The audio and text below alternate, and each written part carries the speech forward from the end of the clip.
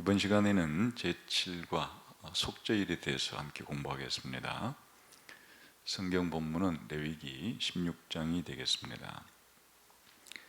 레위기 16장은 레위기의 구조상 가장 중심에 해당이 됩니다. 우리가 1과 레위기 전체 개론을 공부할 때 이 교재를 쓴 저자는 레위기 16장을 중심으로 레위기가 키아점 구조, 달리 말하면 동시몬적 구조를 형성하고 있다, 이렇게 설명을 했었죠. 16장을 중심으로 16장을 감싸고 있는 앞뒤에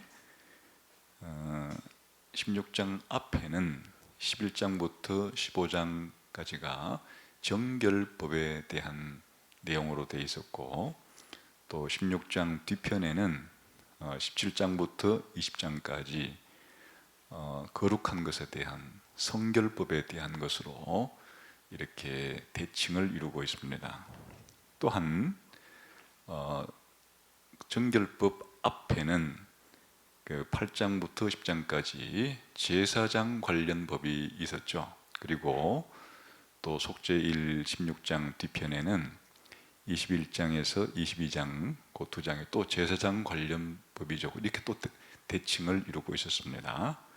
그리고 또 이제 16장의 앞에 있는 가장 바깥층에는 1장부터 7장까지 희생 제사 드리는 법에 대해서 기록이 되어 있었고, 또한 이제 16장 뒤편에는 23장에서 25장까지 역시 희생 제사를 드리는 절기에 대한 내용을 이렇게 16장을 중심으로 세 겹으로 둘러싼 것으로 이해를 했고, 이제 이 책의 저자 경우에는 26장과 27장은 부록처럼 끝부분에 붙어 있다, 이렇게 이제 구조를 제시했습니다. 저 같은 경우는 이렇게 부록으로 뺄 필요 없이 그냥 마지막 부분은 다 함께 끝부분에 포함시켜서 동심원 구조를 이루고 있다, 이렇게 생각해도 괜찮겠습니다. 자, 이렇게 16장이 레위기의 중심을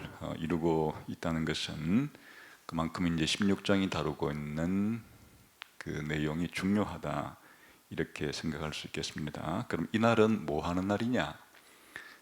이스라엘 백성들이 살아갈 때 1년 주기로 여러 가지 이제 절기들이 있는데, 사실은 1년 중 가장 중요한 날이죠. 연중엔 가장 중요한 날이다. 그럼 왜 1년 중에 가장 중요한 날인가 하면, 대제사장이 1년 중에 이날만 속죄 제물을 가지고 지성소에 들어갈 수 있는 날이기 때문에 그렇다는 거죠. 그러면 대제사장이 속죄 제물을 가지고 지성소에 들어가면 무슨 일이 일어나는가? 그것은 1년 동안 이스라엘 백성 전체가 지었던 모든 죄들이 속죄함을 받는 날입니다. 1년 동안 지은 모든 죄를 용서받는 날이니까 가장 중요한 날이라고 이제 할 수가 있겠습니다. 그래서 오늘은 이제 이번 시간에는 16장을 공부를 하겠는데, 크게 내용은 10절까지는 이제 속죄일의 행사를 위한 준비 과정이라고 생각하시면 되겠고, 이제 11절부터 14절까지는 대제사장 자신을 위한, 제사장을 위한 속죄 제사를 가리키고, 그 다음 이제 15절부터 22절까지는 백성들을 위한 속죄 과정을 기록합니다. 그리고 23절부터 28절까지는 이제 속죄일을 어떻게 이 행사를 마무리하는가 하는 것으로 기록이 되어 있고, 그리고 마지막 29절부터 34절까지는 이 속죄일은 이스라엘 백성이 반드시 지켜야 되는 그런 절기다, 이렇게 규정해 주는 것을 볼 수 있습니다. 자, 그러면 이 순서에 따라서 한번 16장을 공부해 보도록 하겠습니다. 우선 속죄일 이 행사를 위해서 어떤 준비 과정이 필요한가, 무엇이 필요한가, 행사를 하려고 그러면 뭐 준비물이 있어야 되겠죠. 그래서 이제 그 내용을 한번 1절부터 10절까지 성경 구절을 먼저 같이 한번 읽어보겠습니다. 시작. 아론의 두 아들이 여호와 앞에 나아가다가 죽은 후에 여호와께서 모세에게 말씀하시니라. 여호와께서 모세에게 이르시되 내 형 아론에게 이르라. 성소에 휘장한 법궤 위 속죄소 앞에 아무 때나 들어오지 말라. 그리하여 죽지 않도록 하라. 이는 내가 구름 가운데서 속죄소 위에 나타남이니라. 이거는 이제 이 속죄 일의 배경을 보여주고 있는데요. 속죄 일의 배경은 어떤 한 중요한 사건과 연관을 가지고 있죠. 그 중요한 사건이 무엇인가 하면 아론의 두 아들인 나답과 아비후가 성소에서 제사를 드리다가 죽은 사건. 여러 가지 이유가 있겠지만 아마도 지성소에 들어가려고 하다가 죽었을 가능성이 상당히 높죠. 그러니까 이제 2절에는 아무나 이 성소에 들어오지 않도록 조심해라. 죽는다. 이 죽음이라고 하는 지성소에 잘못 접근했다가는 죽기 때문에 아무나 지성소에 들어올 수 없다고 하는 것을 지금 이제 1, 2절에서는 강조를 하죠. 그 다음에 이제 이 속죄일 날 하나님께서 가르쳐준 방법대로 들어올 수 있다를 가르쳐 주는데 3절과 4절, 5절에는 어떤 준비물이 필요한가? 속죄일 날 지성소에 대제사장이 들어가기 위해서 필요한 준비물들입니다. 읽읍시다. 시작. 아론이 성소에 들어오려면 수송아지를 속죄제물로 삼고 수량을 번제물로 삼고. 그러니까 일단 준비물이 뭐가 필요해요? 수송아지가 필요하고 또 수량이 필요해요. 그 다음 4절 시작. 거룩한 스마포 속옷을 입으며 스마포 속바지를 몸에 입고 스마포 띠를 띠며 스마포 관을 쓸지니 이것들은 거룩한 옷이라. 물로 그의 몸을 씻고 입을 것이며. 이제 제사장이 대제사장이 이날 입을 옷은 스마포 옷을 입어야 되기 때문에 이제 스마포 옷을 이제 준비해야 되겠죠. 그 다음에 5절 시작. 이스라엘 자손의 회중에게서 속죄 제물로 삼기 위하여 수염 소 2마리와 번제물로 삼기 위하여 수당 1마리를 가져갈지니라. 백성용으로 또 뭐가 필요합니까? 수염소 2마리하고 또 수당 1마리가 필요하다. 왜 이런 준비물이 필요한 거 하니 속죄 제사를 2번 드려야 하고 번제를 2번 드려야 돼요. 한 번은 대제사장용이고 한 번은 백성용이고.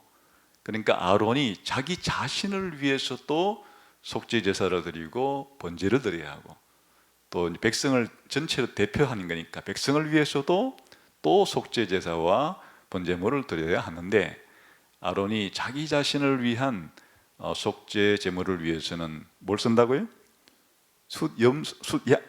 송아지를 쓰고 자기의 번제를 위해서는 수량을 쓰고 백성들을 위한 속죄 제사에는 수염소 2마리를 쓰고 번제를 위해서는 수량을 쓰고. 그러니까 이제 이게 필요한 거예요. 수송아지도 필요하고 수염소도 2마리 필요하고 수량도 2마리가 필요하다. 이게 있어야 이제 속죄일 날 행사를 할 수가 있는 거라 그 뜻이죠. 6절부터 10절까지는 이 속죄일에 일어나는 이제 대략적인 중요한 일들을 큰 그림식으로 한번 보여줍니다. 시작. 아론은 자기를 위한 속죄제에 수송아지를 드리되 자기와 집안을 위하여 속죄하고 또 그 두 염소를 가지고 회막문 여호와 앞에 두고 그 두 염소를 위하여 제비 뽑되 한 제비는 여호와를 위하고 한 제비는 아사셀을 위하여 할지며 아론은 여호와를 위하여 제비 뽑은 염소를 속죄제로 드리고 아사셀을 위하여 제비 뽑은 염소는 산채로 여호와 앞에 두었다가 그것으로 속죄하고 아사셀을 위하여 광야로 보낼지니라. 이제 키포인트예요. 요점 정리. 이제 중요한 게 속죄일이니까 속죄 제사를 드리는 거예요. 근데 이제 아론 자신과 자신의 가족 제사장 집안을 위해서 이제 속죄 제사를 드리는 경우하고, 그 다음에 백성을 위한 속죄 제사를 드리는데 여기는 독특하게 염소 2마리를 처리하는 방법이, 이게 이제 속죄일의 속죄 제사의 하이라이트고 핵심이다 하는 것을 이제 보여주는 거죠. 여기까지가 이제 전반적인 속죄일 행사의 준비 과정이라 할 수 있겠습니다. 자, 그럼 문제를 보겠습니다. 속죄일의 준비 1장부터 10절까지 해서 작은 문제 1번을 읽겠습니다. 시작. 속죄는 하나의 의식으로 단번에 표현하기에는 매우 심오하고 복잡한 개념이다. 5가지 유형의 제사에 추가하여 여러 절기들이 레위기가 보여주는 속죄 그림을 보강하고 있다. 속죄일의 독특한 모습들 가운데 이 본문의 시작 구절에서 강조되는 한 가지 특징은 무엇인가? 그 중요성에 대해 논해보라. 그러니까 이제 이 그 문제를 만든 저자가 볼 때 5가지의 5대 제사법과 또 이스라엘의 7대 절기가 이제 모두 속죄와 관련된 것이기 때문에 그 안에는 굉장히 많은 내용들이 이제 포함이 되어 있다는 겁니다. 근데 이제 이 모든 속죄일의 하이라이트가 속죄일에 이루어지고 있는데, 속죄일을 이제 시작하는 2, 3절 첫 부분에서 아주 중요한 속죄일의 특징 한 가지를 보여주고 있다. 그렇게 이제 설명을 해요. 사실은 이제 1, 2절이 배경인데 이 책에 이 성경 공부 교재를 만든 저자는 2, 3절까지를 포함시켜서 뭔가 자신이 하고 싶은 얘기가 있는 거예요. 그럼 2, 3절을 다시 한번 읽어봅시다. 시작. 여호와께서 모세에게 이르시되 내 형 아론에게 이르라. 성소에 휘장한 법궤 속죄소 앞에 아무 때나 들어오지 말라. 그리하여 죽지 않도록 하라. 이는 내가 구름 가운데서 속죄소 위에 나타납니다. 지금 2절에서 강조하는 것은 뭐예요? 아무 때나 들어오지 말라는 거예요. 왜? 이유는 죽지 않도록 하라.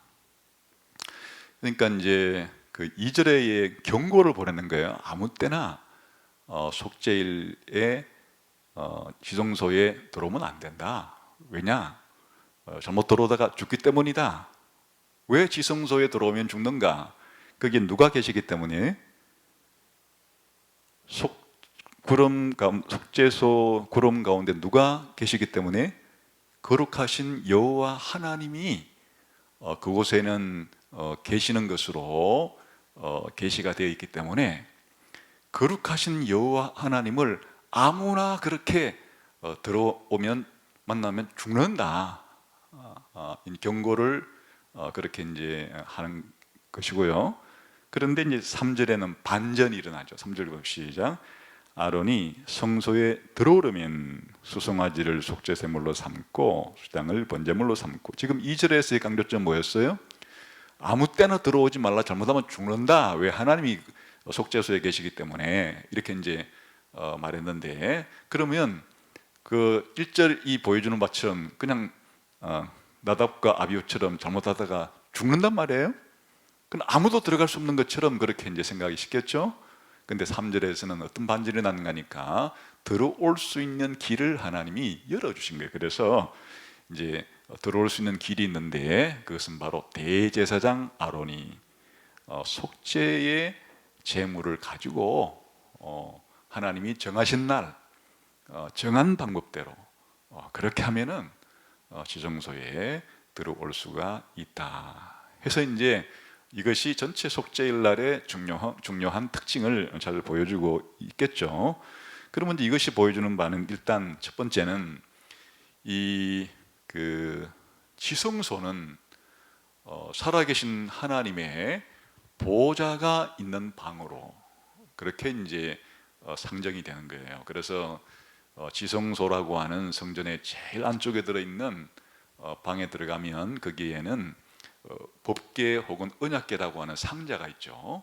그 상자 뚜껑을 속죄소라 불러요. 거기에 이제 속죄소 뚜껑 위에는 양옆에 천사가 그렇게 만들어져 있죠.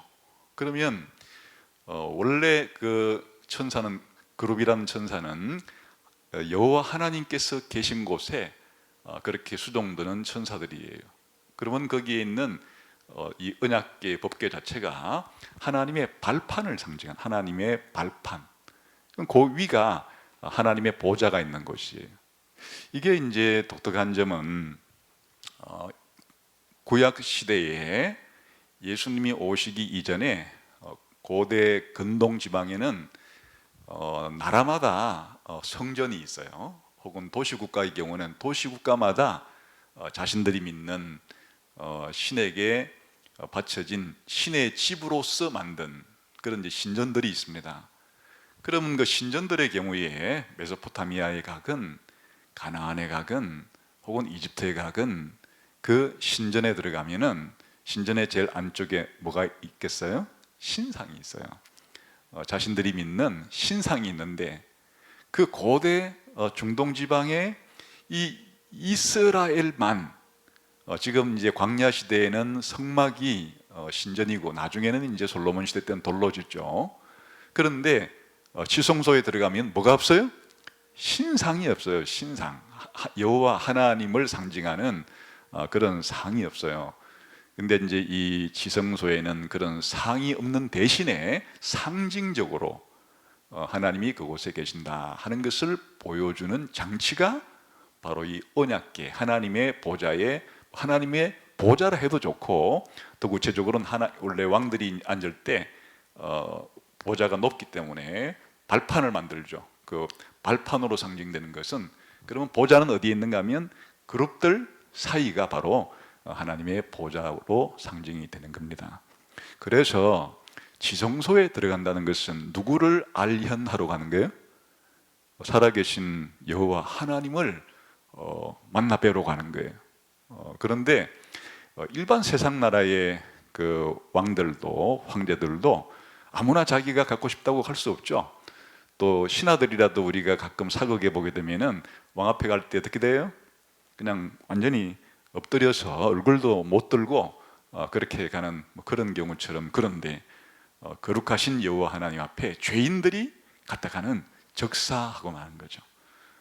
그래서 이제 아무나 들어갈 수 없다는 것이고, 이유는 바로 그 지성소가 상징하는 바가, 속죄소가 놓여진 지성소가 상징하는 바가 하나님이 계신 곳이기 때문에, 하나님의 왕궁이고 하나님의 신전이기 때문에 그런 것이에요. 그런데 이제 3절에서는 그 하나님께서 자기에게 나올 수 있도록 그 길과 방법을 하나님이 정해준 거예요. 하나님이 정해준 대로만 하면 하나님이 계신 지성소로 들어올 수 있다. 바로 하나님이 가르쳐준 하나님께로 나아가는 길을 보여주는 절차가 속죄일의 행사다, 그런 말이죠. 그러니까 이게 전체 기본적인 중요성 혹은 준비가 되겠습니다. 그러면 2번 한번 읽어보겠습니다. 시작. 여러 짐승 제물이 이날의 행사를 위해 준비되고 있다. 여기서 가장 눈에 띄는 것은 속죄 제물로 삼기 위한 수염소 2마리다. 이 가운데 한 염소는 도살당하고 다른 한 마리는 아사셀을 위하여 강야로 보내져야 했다. 학자들은 히브리어 아사셀이 무엇을 의미하는지 알아내지 못했기 때문에 이 단어를 번역하지 않은 채 음력으로만 남겨놓았다. 아사셀은 다음 3가지를 의미할 가능성이 있다. 첫 번째는, 시작, 아사셀은 마귀의 또 다른 이름일 가능성이 있다. 이 경우 여기서의 의식은 죄와 죄의 결과들이 본래 자리로 되돌아가 마귀 자신의 머리로 하는 것을 의미할 것이다. 두 번째, 킹제임스 성경은 아사셀을 광야로 떠내보내는 염소, 즉 속죄 염소로 번역한다.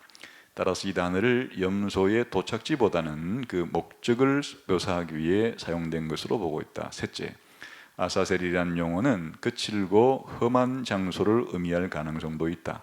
이 경우라면 두 번째 염소는 광야에서도 가장 먼 시골 오지로 보내주고 있음을 의미할 것이다.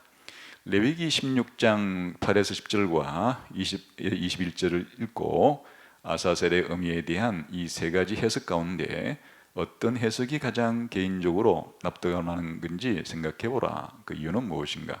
자, 그러면 한번 우선 8절에서 10절을 읽어봅시다. 시작. 두 염소를 위하여 제비 뽑되 한 제비는 여호와를 위하고 한 제비는 아사셀을 위하여. 여기 이제 아사셀이라는 말이 나오죠. 아론은 여호와를 위하여 제비 뽑은 염소를 속죄제로 드리고 아사셀을 위하여 제비 뽑은 염소는 산채로 여호와 앞에 두었다가 그것으로 속죄하고 아사셀을 위하여 광야로 보낼지니라. 여기에 이제 염소 두 마리의 용도가 있는데, 한 마리는 죽여요. 한 마리는 죽여서 그 피를 이제 속죄소로 가지고 들어가고, 다른 한 마리는 죽이지 않아요. 산채로 놔뒀다가 그 산채로 어디로 보내버려요? 속죄를 위해서 광야로 내보내요. 그러니까 이제 그 광야로 내보내는 그 이 염소를 아사셀을 위하여 한다. 이제 이렇게 지금 좀 그 풀어 설명하지 않고 그냥 원어 그대로 음력으로만 그렇게 해놨다, 그런 뜻입니다. 좀 더 이제 구체적으로 20절에서 22절을 봅시다. 시작. 그 지성소와 회막과 제단을 위하여 속죄하기를 마친 후에 살아있는 염소를 들이되 아론은 그의 두 손으로 살아있는 염소의 머리에 안수하여 이스라엘의 자손의 모든 불의와 그 범한 모든 죄를 아뢰고 그 죄를 염소의 머리에 두어 미리 정한 사람에게 맡겨 광야로 보낼지니 염소가 그들의 모든 불의를 지고 접근하기 어려운 땅에 이르거든 그는 그 염소를 광야에 놓을지니라. 여기 보면 이제 광야로 내보내 살아 있게 놔둬 가지고 광야로 내보내는 이 염소에게 어떤 행동을 하는가 하는 게 나와 있죠. 우선 이제 대제사장이 염소의 손에다가 뭘 해요? 안수를 해요. 왜 대제사장이 이 아사셀 염소를 위해서 안수를 하는가 하니까, 거기 보면 모든 백성의 죄를 어떻게 해요? 이 아사셀 염소에게 다 옮기는 거예요. 온 백성의 죄가 이 광야라고 하는 아사셀을 위한 염소에게 다 들어가는 거예요. 그런 다음에 이 염소를 어디까지 이제 보내버려요? 그러니까 접근하기 어려운 땅까지. 그러니까 이제 뭐 달리 말하면 광야의 끝까지 내보내가지고 광야의 끝에서 떨어뜨려 죽이는 거예요.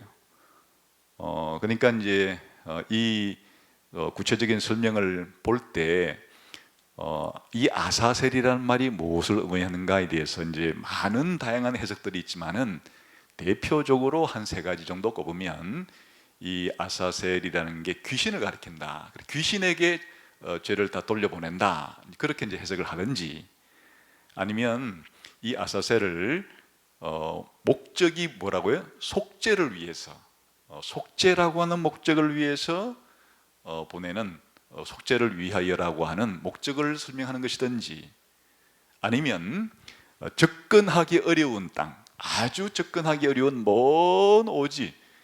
근데 여기서 먼 오지라는 것은 뭘 기준으로 그렇게 할까요? 지금 이스라엘 성막을 중심으로 또 진영을 중심으로 멀리 떨어져서 다시는 이제 거기 간 점수가 또 돌아오면 안 되잖아요.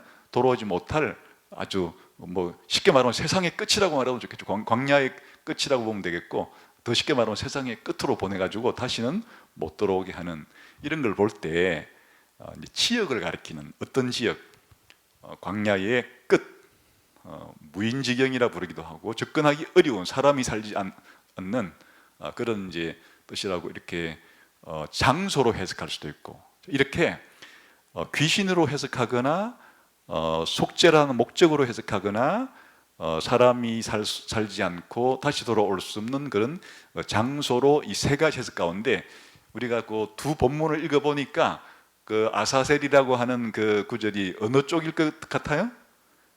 장소 쪽에 가까운 개념이라고 저는 생각을 해요. 이 세 가지 해석을 한 사람이 다 있으니까 이제 이런 해석이 생겼다는 것인데, 제 경우에는 그 사람이 접근하기 어려운 땅이라고 표현된 요거, 이것이 이제 아사셀을 표현하는 것이다. 이걸 아사셀을 다른 말로 바꾸어 놓은 것이 이것이다. 이렇게 생각을 하는 거예요. 왜 그렇게 생각하는가? 지금 이제 이 속죄일날 이 하이라이트는 어디에 있다 그랬어요? 이 두 마리의 염소를 가지고 행사하는 게 이게 속죄일의 하이라이트인데, 두 마리가 다 속죄용이에요. 목적은 둘 다 속죄용이에요.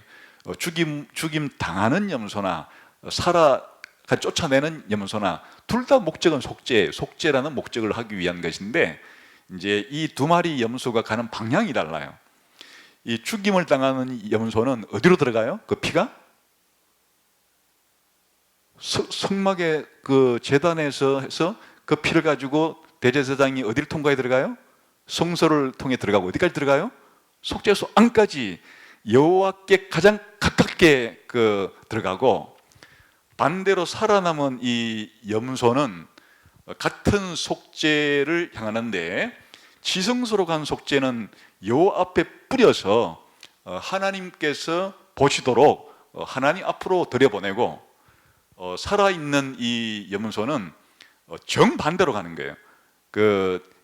백성의 모든 죄를 가지고 모조리 모든 죄를 다 전가시켰기 때문에 이 염소는 이스라엘 백성의 이제 모든 죄를 전체 짊어지고, 이스라엘 사람들이 살지 않는 머나먼 곳으로, 거기 광야인데 광야의 끝에 가서 떨어뜨려서 절절백에서 그렇게 밀어떨어 죽임으로써 다시는 이제 이 염소가 어디 못 들어오도록 다시 이스라엘 진영으로 돌아온다는 얘기는, 이스라엘 백성의 죄가 어떻게 된다는 얘기예요?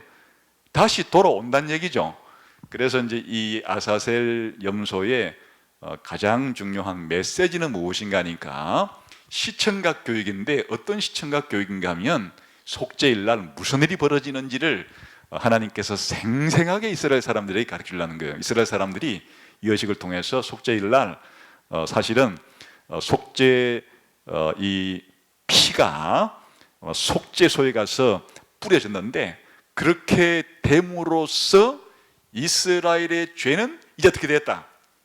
영원히 하나님께서 이 죄를 이스라엘에로부터 어떻게 됐다고? 완전히 제거했다는 것을 그렇게 보여주는 의식이에요. 그러니까 아주 생생한 그런 그림을 위해서 이스라엘 사람들이 시청각을 통해서 너무나 오늘 이날 속죄일날 무슨 일이 벌어지고 있는지를 다 알 수 있도록, 우리의 모든 죄가 하나님께서 대제사장을 통한 속죄 제사를 통해서 그 결과가 어떻게 됐는가 하니까, 우리의 모든 죄가 동이 서에서 먼 것처럼 완전히 우리를 떠나도록 하나님이 해 주었다. 죄의 완전한 제거를 위해서 이렇게 이제 시청각을 보여주었다. 이게 이제 속죄일의 하이라이트라는 거.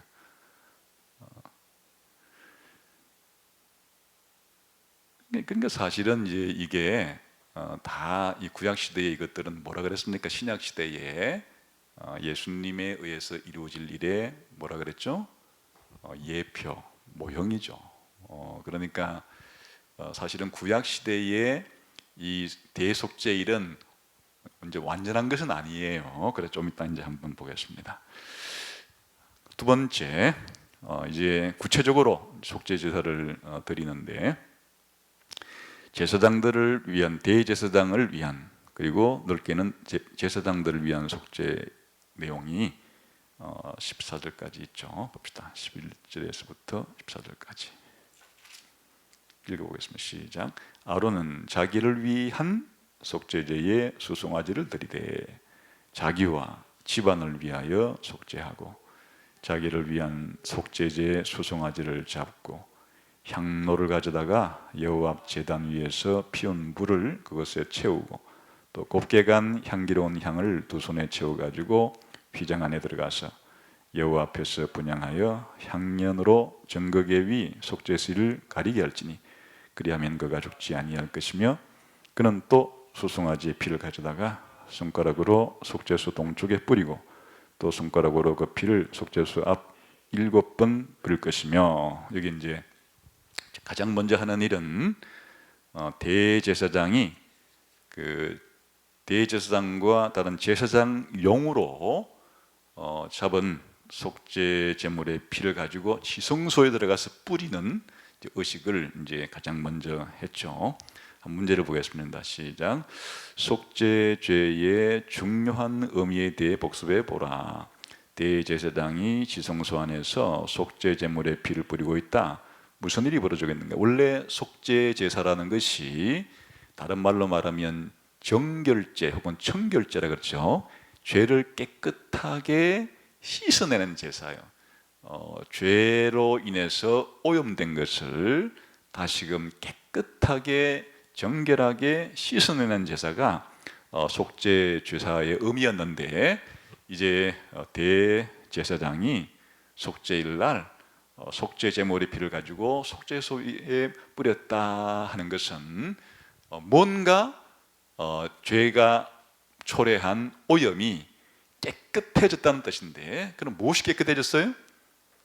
그 오염된 곳이 깨끗해지는 거예요. 마치 우리가 얼굴이 더러워져서 물로 씻어내듯이, 또 방이 더러워졌을 때 물로 청소하듯이, 지금 이스라엘이 범한 죄는 자신들을 오염시킬 뿐 아니라 또한 하나님의 성전을 오염시키는 것인데, 바로 지성소까지 오염된 그 모든 죄를 속죄 제물의 이 피가 깨끗하게 씻어내는 것을 상징하는 것인데, 그것은 다른 말로 말하면 바로 이제 모든 그 대제사장은 이스라엘 백성을 대표하기 때문에 이 속죄죄의 피가 속죄소에 가서 뿌려졌다는 것은 이스라엘 백성 전체의 죄가 깨끗하게 씻어졌다고 하는 그런 의미가 벌어지고 있다는 것을 말해주는 겁니다.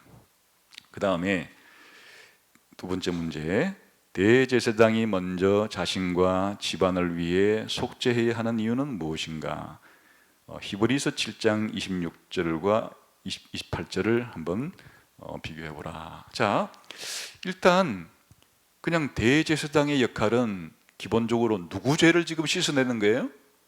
이스라엘 백성 전체를 죄를 씻어내는 역할을 하기 위해서 지금 제사를 드리고 있는 중인데, 또 그 피를 지성소에 뿌리는 것인데, 왜 자기 자신을 위해서 이렇게 속죄 제사를 드려서 자기 자신도의 죄도 씻음 받아야 되는가 하는 거예요. 그 이유는 뭐예요?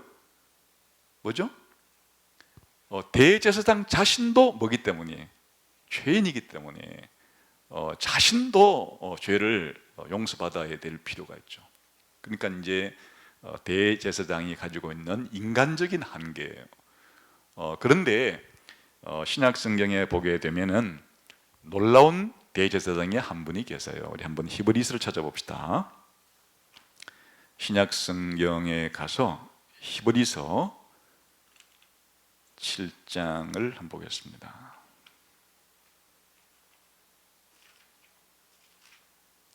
히브리서 7장 26절에서 28절을 봅시다. 찾았으면 함께 읽어보겠습니다. 시작. 이러한 대제사장은 우리에게 합당하니 거룩하고 악이 없고 더러움이 없고 죄에게서 떠나 계시고 하늘보다 높이 되신 이라. 그는 저 대제사장들이 먼저 자기 죄를 위하고 다음에 백성의 죄를 위하여 날마다 제사 드리는 것과 같이 할 필요가 없으니 이는 그가 단번에 자기를 드려 이루셨습니다. 율법은 약점을 가진 사람들을 제사장으로 세웠거니와 율법 위에 하신 맹세 말씀은 영원히 온전하게 되신 아들을 세우셨느니라. 이게 지금 끝부분만 읽어서 그런데 7장을 읽게 되면 누굴 지금 가르치고 있는 겁니까? 예수님. 히브리서 7장은 예수님을 대제사장으로 부르면서 누구와 비교를 하는가 하면 바로 레위기 16장에 속죄일 날 제사를 드렸던 아론이라고 하는, 또 아론의 후손이라고 하는 그 대제사장과 예수님 대제사장을 지금 비교하고 있는 중이에요. 그런데 옛날 그 구약 시대의 대제사장들은 뭐가 있는 사람이에요? 약점이 있는 사람이에요. 죄가 있는 사람들이에요. 그래서 백성들을 위해서 속죄 제사를 드리기 이전에 먼저 자기 자신부터 그렇게 속죄일 날 제사를 드려야 할 필요가 있지만은 대제사장 대신 예수님은 그럴 필요가 없죠. 왜 그렇다고요? 뭐가 없어요? 악이 없고 더러움이 없고 죄에서 몰래 떠나 계신 분이기 때문에 그럴 필요가 없다 해서 대제사장으로서의 예수님의 탁월성, 우월성을 말해주는 거죠. 그뿐 아니라 옛날 구약시대의 대제사장은 해마다 이렇게 그 제사를 드렸는데 그 이야기는 한 해 동안 잠시 보류지 그게 진정한 죄 용서가 완전히 일어난 것은 아니라는 것을 그게 보여주는 거죠. 그런데 예수님께서는 대제사장으로서 딱 한 번 속죄일 행사를 치렀다는 거예요. 언제? 당연히 십자가에 죽으시고 그리고 부활해서 하나님 보좌 우편에 올라간 사건을 가리키는 거예요. 그때 예수님께서는 대제사장으로서 해마다 드리는 그런 속죄의 제사가 아니라 영원히 단 한 번에 다 끝내는 그런 속죄의 제사를 드렸다. 이렇게 이제 비교하는 거예요. 그러면 히브리서 7장에서 예수님을 대제사장으로 이렇게 지금 설명할 때 그 예수님을 대제사장으로 설명하는 것에 대한 배경은 지금 무슨 내용을 배경으로 삼고 이렇게 비교하고 있는 거예요? 레위기 16장에 있는 바로 이 대제사장이 속죄일 날 자기를 위해서 먼저 속죄제사를 드리고 그 다음에 백성을 위해서 제사드리는 이 구절의 내용을 지금 가지고 해석하고 적용하고 있는 중이에요. 그러니까 만일 히브리서 7장에 있는 이런 내용을 통해서 하나님께서 신약 시대에 더 구체적이고 밝게 계시해 주지 않았으면은 우리들은 레위기 16장을 읽을 때 이게 도대체 무슨 내용인지 이게 이런 일을 해마다 하는데 이게 뭘 의미하는지에 대해서 제대로 알 수가 없었겠죠. 그런데 이제 뭐까지 함께 연결해서 보니까 신약 성경까지 함께 연결해서 봤을 때 바로 레위기 16장이 얼마나 중요한 장인지를 알게 되는데 그것은 바로 신약 시대에 예수님이 이 땅에 오셔서 십자가를 지시고 십자가를 통해서 속죄의 제사를 포함한 모든 제사를 드리시고 그리고 그 피를 하늘 지성소에 올라가서 하나님께 바치심으로써 우리의 모든 죄가 영원히 없어지는 것을 하나님께서 미리 이 레위기 16장을 통해서 뭘 만들어 놓은 겁니까? 청사진을 만들어 놓은 겁니다. 그리고 모형도를 미리 만들어 놓아서 우리들로 하여금 예수님의 사역을 잘 이해할 수 있도록 해준 겁니다. 그래서 비교해서 그렇게 보아야 하는 거다. 그 다음에 이제 백성을 위한 속죄 제사예요. 다시 레위기 16장으로 돌아와서 백성을 위한 속죄 제사를 드리는 내용을 15절에서 22절 읽어봅시다. 시작. 또 백성을 위한 속죄제 염소를 잡아 그 피를 가지고 휘장 안에 들어가서 그 수송아지 피로 행한 같이 그 피로 행하여 속죄소 위와 속죄소 앞에 뿌릴지니 곧 이스라엘 자손의 부정과 그들이 범한 모든 죄로 말미암아 지성소를 위하여 속죄하고 또 그들의 부정한 중에 있는 회막을 위하여 그같이 할 것이요 그가 지성소에 속죄하러 들어가서 자기와 그의 집안과 이스라엘 온 회중을 위하여 속죄하고 나오기까지는 누구든지 회막에 있지 못할 것이며 그는 여호와 앞 제단으로 나와서 그것을 위하여 속죄할지니 곧 그 수송아지의 피와 염소의 피를 가져다가 제단 기둥이 뿔들에 바르고 또 손가락으로 그 피를 위에 7번 뿌려 이스라엘 자손의 부정에서 제단을 성결하게 할 것이요. 이게 한번 문제를 봅시다. 시작. 속죄일에 제거되어야 할 죄의 유형이 두 구절에서 반복되며 각 구절에서 죄라는 용어가 언급되고 있다. 이 단어는 노골적인 반역 행위를 지칭한다. 이처럼 속죄일에는 고의로 범한 반역죄조차 속죄를 받았다는 것이다. 대범하게 행해진 반역죄가 특별히 성막 지성소에서 대제사장의 중재를 필요했던 이유는 무엇이겠는가? 그러니까 이제 이 속죄일 날은 백성들이 그 의도적이든 비의도적이든 이스라엘의 모든 죄를 그렇게 씻어주는 그런 이제 제사이기 때문에 그래서 모든 백성을 대표한다는 게 장소가 어딘가 하면 지성소예요. 그래서 이스라엘 백성들을 죄를 씻어내는데 이 속죄일의 피가 세 군데 다 뿌려져요. 지성소에 속죄소에도 뿌려지고, 또 성소로 내려와가지고 회막 성소에서 향단에도 뿌려지고, 또 바깥에 제단에 나와가지고 제단에도 뿌려지고, 그러니까 지성소와 성소와 이 그 성전 뜰에 있는 모든 곳에 이 피가 뿌려짐으로써 이스라엘이 범했던 모든 죄악들이 그렇게 이스라엘을 대표하는 대제사장에 의해서 그렇게 씻음 받는다 하는 것을 이제 강조하는 데 목적이 있습니다. 일단 이제 속죄일의 행사가 이렇게 두 제사가 다 드려졌어요.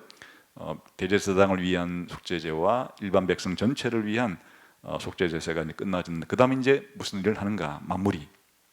23절부터 28절까지 내용을 봅시다. 시작.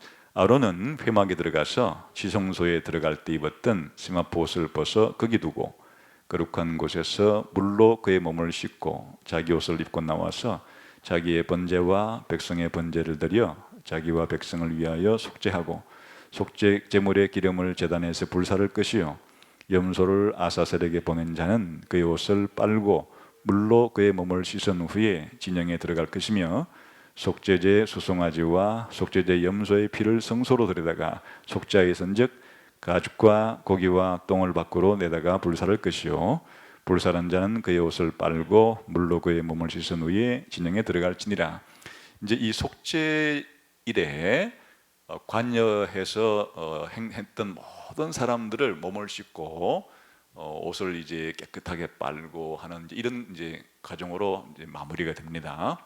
그 대제사장은 속죄의 피를 저 지성소까지 가지고 왔다가 이제 나오는 그런 일을 했고, 또 그 아사셀 염소를 광야 끝까지 데리고 간 사람들도 있고, 또 이제 이 속죄 제물의 피는 피를 뿌렸지만은 나머지 것들은 또 진 밖에 가서 태워야 되기 때문에 그걸 태우고 들어온 사람도 있고, 이런 이제 여러 종류의 사람들이 다시금 진으로 들어올 때 몸을 씻고 이제 옷을 깨끗하게 빨고 다시 한번 진영으로 들어오는 정결함을 이제 이렇게 하면서 마무리가 되는데, 여기서 중요한 사람은 대제사장이에요. 대제사장은 옷을 바꿔 입어요. 지금 속죄 제사를 드릴 때는 그냥 세마포 옷만 그렇게 입었다가 이제 속죄 행사를 다 끝내고 나와서 번제를 드릴 때는 원래 대제사장이 입는 영광스럽고 화려한 그 옷을 다시 입어요. 그러니까 이제 이 옷을 바꿔 입는 과정이 또 하나의 속죄일의 드라마틱한 하이라이트예요. 속죄 제사가 다 끝난 다음에 상징적으로 뭐가 다 이제 없어진 거예요?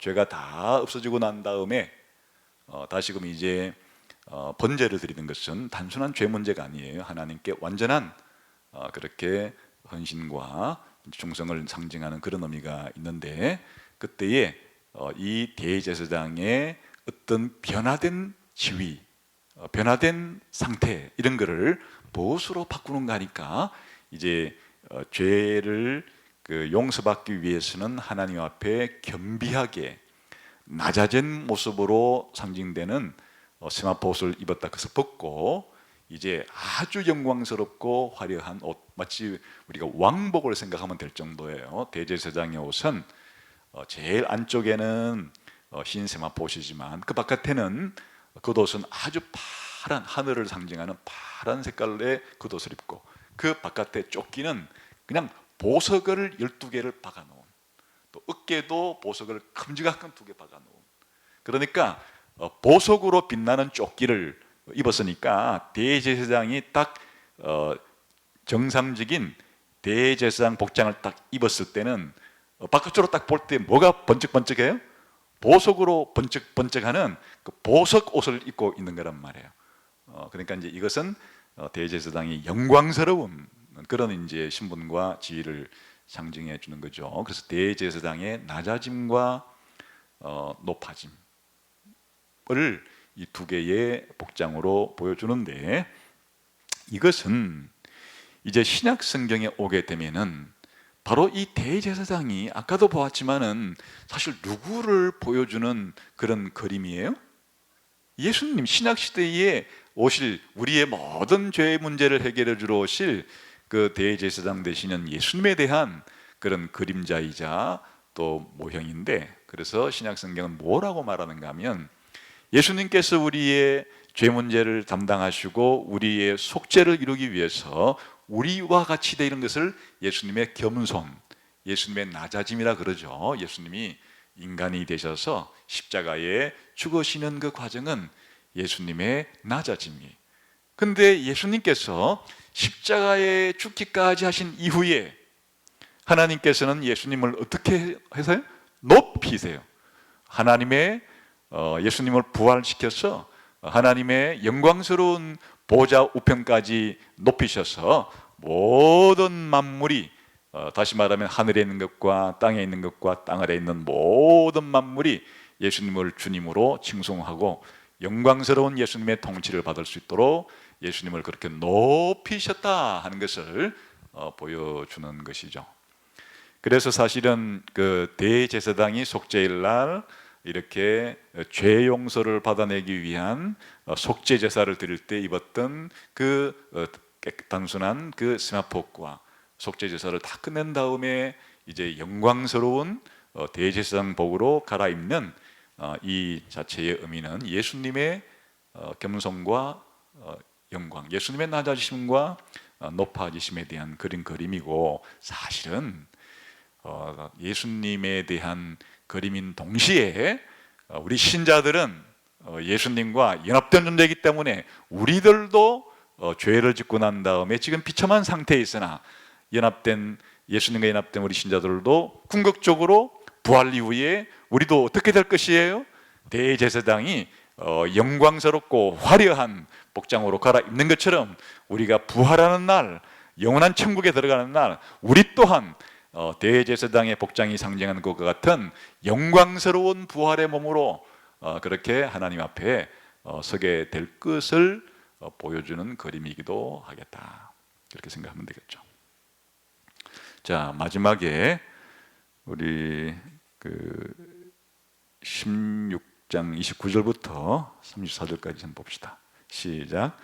너희는 영원히 이 규례를 지킬지니라. 일곱째 달 곧 그 달 10일에 너희는 스스로 괴롭게 하고 아무 일도 하지 말되 번토인이든지 너희 중에 거류하는 거류민이든지 그리하라. 이날에 너희를 위하여 속죄하여 너희를 정결하게 하리니 너희의 모든 죄에서 너희가 여호와 앞에 정결하리라. 이는 너희에게 안식일 중에 안식일인즉 너희는 스스로 괴롭게 할지니 영원히 지킬 규례라. 기름 부음을 받고 위임되어 자기의 아버지를 대신하여 제사장의 직분을 행하는 제사장은 속죄하되 스마포 옷 곧 거룩한 옷을 입고 지성소를 속죄하며 회막과 제단을 속죄하고 또 제사장들과 백성의 회중을 위하여 속죄할지니 이는 너희가 영원히 지킬 규례라. 이스라엘 자손의 모든 죄를 위하여 1년에 한 번 속죄할 것이니라. 아론의 여호와께서 모세에게 명령하신 대로 행하니라. 이제 마지막에는 이 속죄일을 대대로 지킬 절기로 만들어라. 이렇게 대대로 그냥 최초에 한번 하루 한 것으로 끝내는 게 아니고 해마다 할 절기로 만들어라. 이렇게 하는데, 이때 이제 이 절기로 만들어라 할 때의 주안점은 백성들이 해야 할 일의 주안점이 있어요. 이때 백성들은 뭘 해야 하는 날이에요? 한 문제를 봅시다. 시작. 마지막 단락은 속죄일을 정례적으로 지킬 규례로 지시하고 있다. 이 특별한 절기에서 회중이 갖는 역할과 관련된 지침이 주어지는 부분은 이 단락이 유일하다. 백성들이 절기 규례를 지키는 가운데 스스로 괴롭게 해야 한다는 것은 어떤 의미인가? 두 번 반복이 돼요. 29절에도 너희는 스스로 괴롭게 하고 이런 말이 있죠. 또 31절에도 너희는 스스로 괴롭게 할지니. 속죄일 날은 이스라엘 백성들이 1년에 딱 하루 스스로 자기의 마음을, 자기의 영혼을 괴롭게 하는 날이에요. 이 괴롭게 한다 하는, 스스로 괴롭게 한다, 자기 영혼을 괴롭게 한다 하는 이것은 이제 다른 성경 구절들을 이렇게 비교해 보면 금식한다는 얘기예요. 금식하고 회개한다는 얘기예요. 그래서 공식적인 금식일이에요. 공식적인 회개일이에요. 그러니까 이제 이스라엘 백성이 연중에 가장 중요한 날로 취급하는, 그래서 아예 안식일 중에 안식일이라는 별명도 있잖아요. 근데 이 날에 뭐 하는가 하면 바로 공식적인 스스로 자기 영혼을 괴롭게 하는 날, 더 구체적으로 말하면 1년에 하루 금식하는 날로 정한 겁니다. 금식한다는 얘기가 뭘 한다는 게 아니라 회개한다는 얘기. 하나님께서 이 속죄일 날 사실 뭐 해주는 날이에요? 죄를 용서해 주는 날인데, 백성들은 자기 죄가 무엇인지를, 자기 죄가 어떤 결과를 초래하는지를, 자기 죄가 어떠한지를 깨닫고 자기 죄에 각성을 하고 자기 죄에 대해서 회개하는 날이에요. 그러니까 단순히 백성들은 그냥 멀뚱멀뚱하게 자기들은 이 속죄일을 아무 일 없는 것처럼 그냥 멀쩡한 상태 이렇게 보내는 게 아니고, 대제사장이 수송아지를 잡아서 자신의 속죄 제사를 드리고, 수렴소 2마리를 가지고 속죄 제사를 드리, 한 마리는 지성소로 가지고 가고 한 마리는 저 광야 끝으로 내 보내는 이 과정을 진행하는 가운데, 백성들은 가슴을 치고 땅을 치고 자기가 하나님 앞에 1년 동안에 지었던 죄를 그렇게 인식하고, 그 죄가 자기를 하나님의 진노를 받을 수밖에 없다고 하는 사실을 절감하면서 자신의 이 죄성에 대해서 애통을 하고, 하나님 앞에 자기의 죄를 회개하고, 하나님이 자기를 이 대속죄를 통해서 용서해 주는 것을 감사하는 그런 자각적인 죄에 대한 이런 체험적인 그런 일들이 동반되어야 되는 날이다, 그 뜻이에요. 그 사실은 이제 이것이 하나님 백성의 특징이죠. 이 죄에 대해서 안다는 것, 죄의 결과가 얼마나 무서운 결과를 초래한다는지를 안다는 것, 그래 죄에 대해서 애통해하는 것, 그 죄에 대해서 하나님께 고백하고 회개하는 것, 이것이 참된 하나님의 백성, 참된 신자의 특징입니다. 그래서 신약 성경에 오게 되면은 세례 요한이 전도할 때 제일 먼저 뭐라고 그래요? 회개하라. 또 예수님께서 전도할 때 제일 먼저 뭐라고 그래요? 회개하라. 또 예수님이 제자들을 보내서 전도할 때 베드로를 위시한 12사도가 전도할 때 제일 먼저 하는 말이 뭐예요? 회개하라. 그러니까 이 세상에 태어나는 그 불신자들의 특징은 저 옛날 아담이 지은 죄의 결과로 태어나면서부터 죄인으로 태어나는데, 특징이 뭔가 하면 자기가 죄인이라는 사실을 모르는 거예요. 그래, 하나님의 진노 아래에 있다는 것을 모르는 거예요. 한 번 죽는 것은 정해진 것이고 그 이후에 심판을 받는다는 것을 모르는 거예요. 그러니까 용감하게 살아가는 거예요. 하나님을 믿지 않는 것이 얼마나 큰 죄인 줄을 모르는 거예요. 그리고 그 하나님을 믿지 않고 하나님을 사랑하지 않고 하나님께 순종하지 않는 이 반역죄가 영원토록 지옥의 형벌을 받는다고 하는 사실도 모르는 거예요. 그런데 하나님의 백성이 되는 것은 무엇인가 하면, 하나님이 여러분들을 창조했는데, 여러분들이 저 옛날의 아담으로 말하면 아담의 죄로 인해서 태어나면서부터 죄인이 되었고, 너희들도 태어나서부터 지금까지 죄를 지었는데 이 죄의 결과가 하나님의 심판과 진노를 초래한다는 사실을 전해주고, 죄를 용서받지 못하면 영원한 하나님의 심판을 받을 수밖에 없다는 소식을 가르쳐주고, 그런데 죄를 용서받을 길이 있다. 그것은 바로 대속죄일 날 대제사장이 속죄의 피를 가지고 속죄소에 가서 뿌릴 때 죄를 용서받는 것처럼, 대제사장인 예수님이 속죄일 날에 속죄제물의 피처럼 자기를 십자가에서 죽어 그 피로 인해서 예수 믿는 사람들은 예수님의 피 때문에 용서받을 길이 열렸다 라고 전도할 때 참 신자들은 이런 복음을 듣고 죄가 무엇인지를 알게 되는 거예요. 죄는 하나님께 반역하고 하나님께 불순종한 것이로구나. 죄의 결과는 하나님의 심판을 받는 것이로구나. 내가 죄를 용서받는 길은 하나님께서 용서의 길로 제공해 주신 예수님을 믿는 것이로구나. 예수님의 십자가의 죽음이 내 죄값을 하나님께 해결해 주기 위한 속죄의 피구나. 예수님을 믿을 때 내 죄가 다시는 하나님이 기억하지도 않을 정도로 나에게서부터 죄를 멀리 해주는 거로구나 하는 사실을 깨닫고 예수님을 믿는 것이 이게 기독교인의 출발점인 것입니다. 그래서 이제 이런 과정, 전도를 받았을 때 이 전도받은 사람의 마음 속에서 이 죄에 대한 각성이 일어나서 죄가 무엇이고 죄의 결과가 무엇이고 죄가 얼마나 무서운지 죄에 대해서 애통하고 죄에 대해서 고백하고 죄를 버리고 이제 죄를 짓지 않겠다고 하는 이런 결심들을 가지게 되고 이런 주관적인 과정이 있는 거죠. 이런 과정을 통과해야 되는 거죠.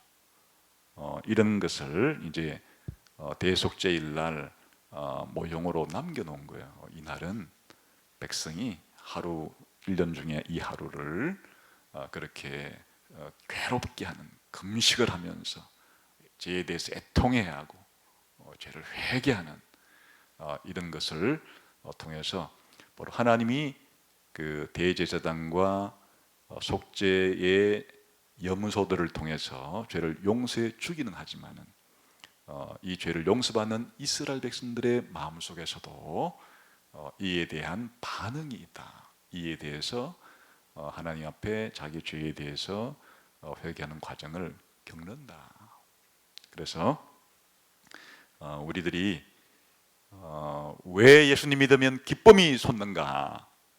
이 과정을 겪기 때문이에요. 이 죄에 대한 이 비참함, 죄의 무서움, 그리고 하나님께서 예수님을 통해서 죄를 용서해 주신 엄청난 그 은혜를 알기 때문에 예수 믿는 사람들은 이런 과정을 겪고 죄를 회개하고 죄를 용서받았을 때 하나님이 주시는 엄청난 기쁨을 누리게 되는 거죠. 그래서 예수 믿는 기쁨을 모르는 것은 왜 모르는가 하니까 이 죄가 얼마나 치명적이라는 것을 자신이 모르면 예수님 믿었을 때 예수님 믿는 것이 얼마나 큰 복이고 얼마나 큰 은혜인지를 잘 모르게 되는 거죠. 그래서 이제 성령께서 하시는 일은 예수 믿는 사람들에게 이런 과정을 일으키시는 거예요. 마음속에 이런 과정을 일으키셔서 우리가 죄를 알고 죄를 애통해하고 이제는 죄를 버리고 싶다고 하는 이런 과정을 겪게 하신다. 이게 대속죄일 날 스스로 괴롭게 하라 하는 그 말 속에 담긴 의미입니다. 이런 과정을 통해서 이 속죄일 날 벌어지는 일은 바로 복음의 진수, 복음이 무엇인가를 가장 그림처럼 생생하게 보여주는 그런 내용이라고 할 수 있겠습니다. 이 복음을 받아들이시고 이 복음을 믿고 누리면서 또 전하는 여러분 되시기를 주님의 이름으로 축원합니다. 오늘 여기까지 하고 마치겠습니다.